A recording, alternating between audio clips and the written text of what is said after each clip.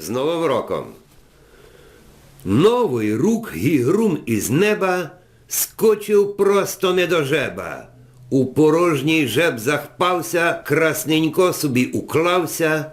Сеня дорос учмілело, не чекав їм, убалело. Ще мат, де крумплі брали, а чи руські осінь украли. Ту гостину баладити, в бовті їдіння купити.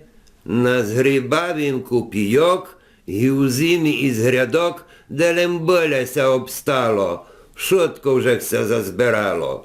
В бовті місто Гірінгу, виджу ялем мурянгу. На стул риба не буде, якось лемоно буде. На ікру не устає, хліба свіжого не є.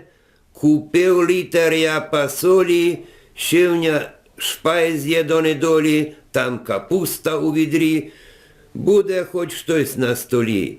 Масть цибуля солонина, пиво паленька, гостина, вуйде докусне пула, ще й пекниця найшла. Що я адде нарікаву, у певниці крумплі маву, майонезу фляща куплю і такий салат залуплю. Слина вже к не потекла, бо сусіда не врекла.